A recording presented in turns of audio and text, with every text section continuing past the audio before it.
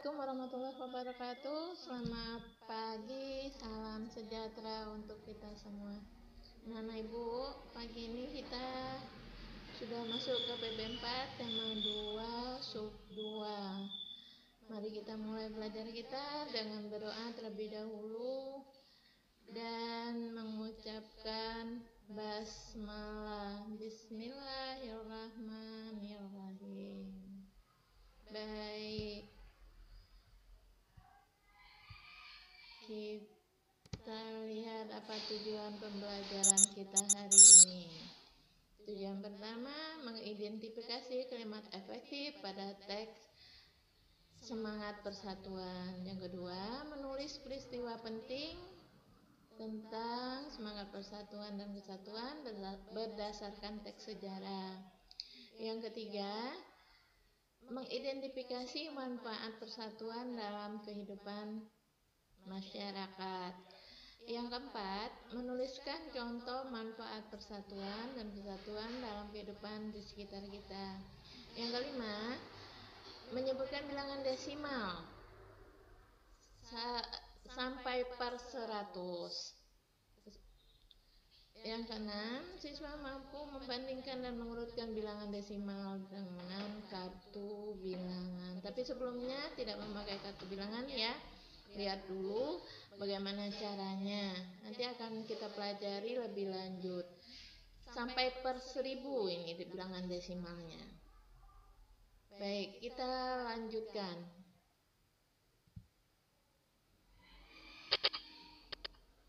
Iya, ciri kalimat efektif. Kalimat efektif adalah kalimat yang memberikan kemudahan atau kejelasan informasi kepada pendengar dan pembaca.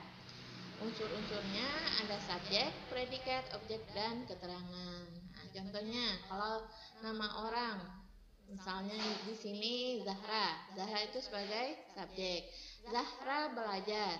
Nah, subjek dan predikat. Predikatnya belajar, kemudian Zahra belajar matematika.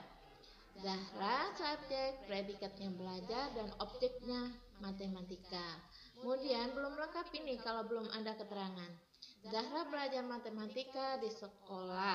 Nah, ada subjek, predikat, objek, dan keterangan. Itulah yang dinamakan kalimat efektif. Kemudian pada teks Perjanjian Linggarjati, lihat di teks Perjanjian Linggarjati tersebut, Perjanjian Linggarjatinya itu sebagai subjek, kemudian perundingannya itu sebagai objek. Di mananya itu ada di Linggarjati Jawa Barat itu sebagai keterangan dan menghasilkan persetujuan mengenai status kemerdekaan itu adalah sebagai subjek, objeknya.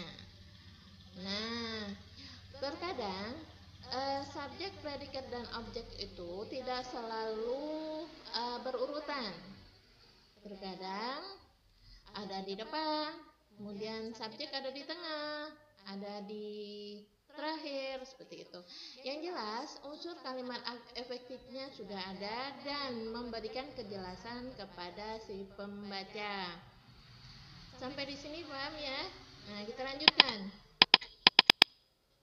Ya, kita lanjutkan dengan wujud perilaku persatuan dalam masyarakat. Anak-anak Ibu bisa membaca buku pendamping dan di sana sudah terdapat perilaku-perilaku yang mengharuskan kita menjaga persatuan dalam masyarakat. Yang pertama, itu manfaat persatuan dan kesatuan yang Ibu tulis yang ada di PowerPoint Ibu.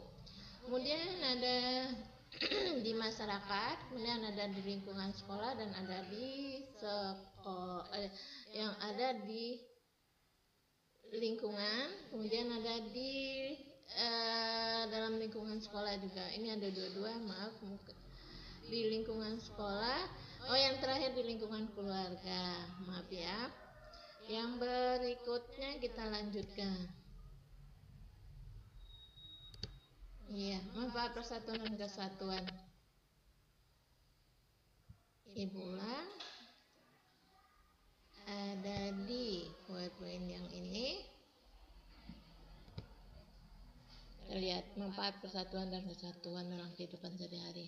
Ini manfaatnya. Manfaat ini banyak selain ini. Nah, kalian bisa menggali pengetahuan kalian di masyarakat itu dan memperhatikan ya dalam kehidupan kita sehari-hari. Dan yang 5 ini bukan berarti ini semua. Nah, akibatnya juga banyak kalau kita tidak menjaga persatuan. Bukan yang 5 ini saja. Silakan nanti dibaca buku pendampingnya dan dibaca kembali, perdalamkan ilmu persatuan dan kesatuan ini sampai dengan nanti pergaulan kalian sampai dewasa dan sampai kakek nenek juga harus menjaga persatuan dan kesatuan dalam kehidupan kita sehari-hari. Nah, kita lanjutkan dengan mengurutkan bilangan desimal. Bagaimana cara membandingkan dan mengurutkan bilangan desimal? Ya, ada langkah sebagai berikut. Yang pertama, membandingkan dan mengurutkan bilangan desimal menggunakan garis bilangan. Nah, kalian lihat ada garis bilangan yang di bawah.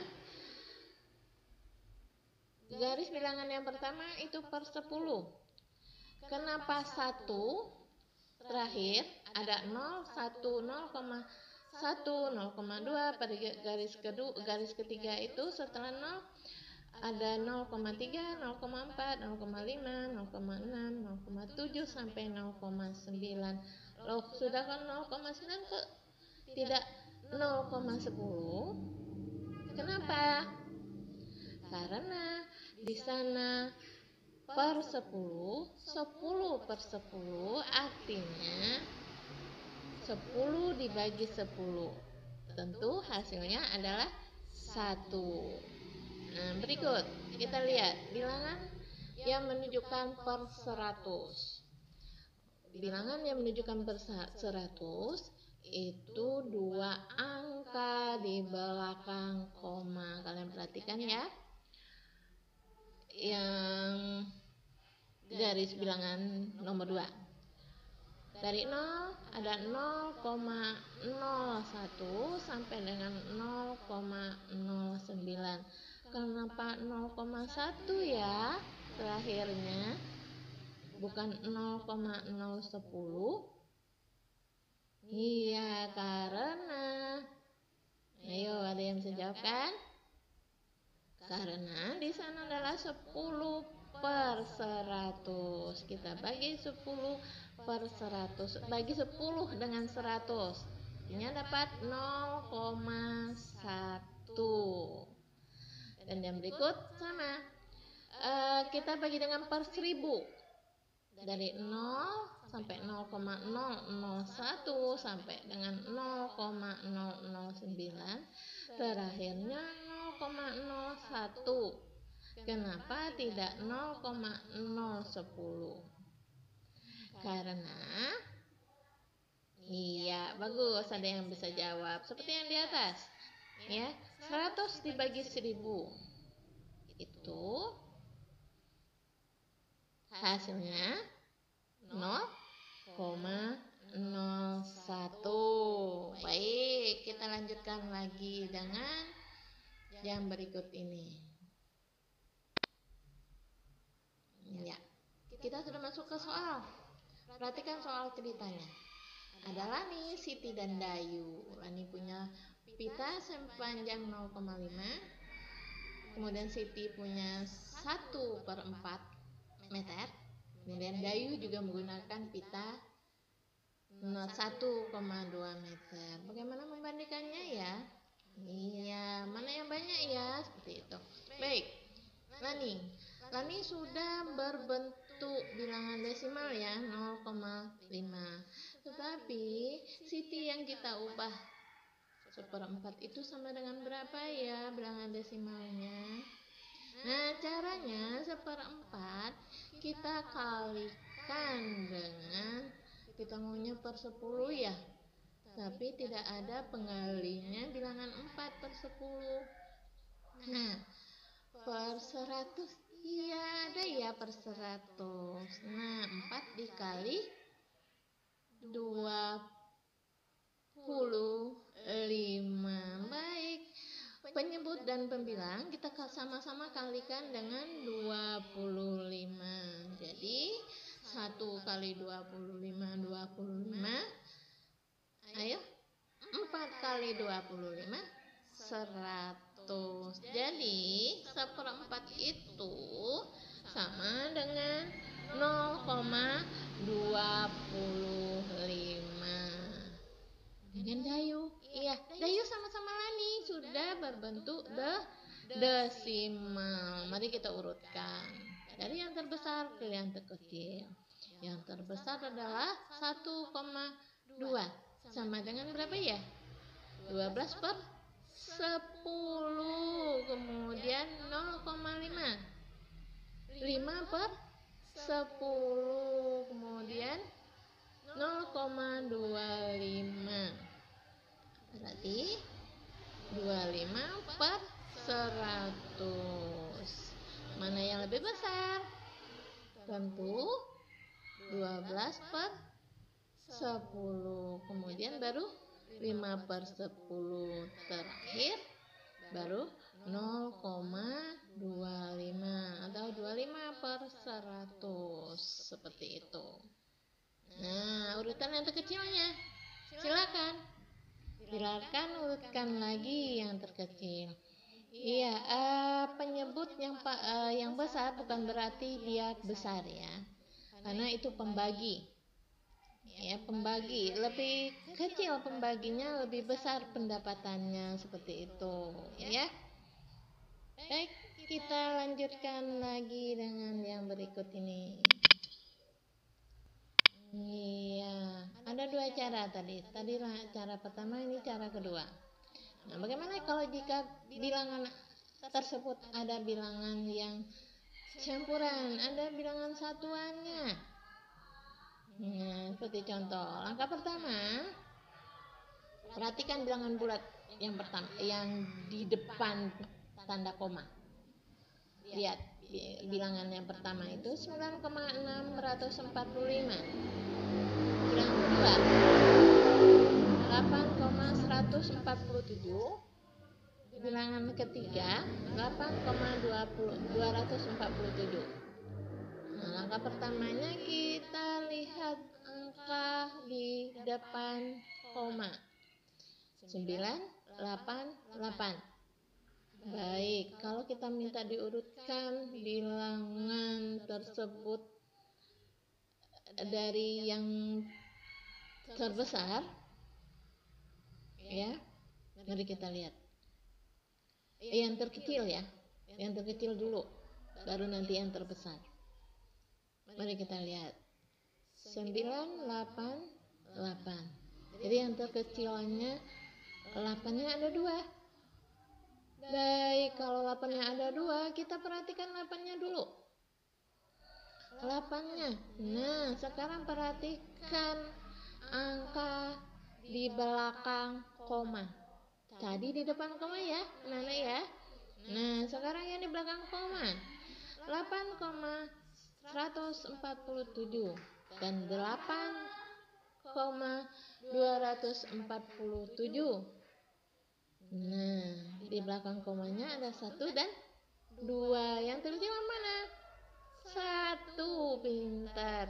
Nah, kita bisa mengurutkan langsung ya bilangan tersebut.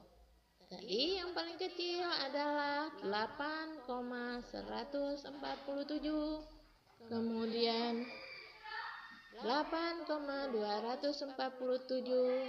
Dan yang terakhir adalah yang paling besar ya anak-anak, 9,647. Baca ulang lagi penjelasan Ibu. Kemudian kita masuk ke berikut ini.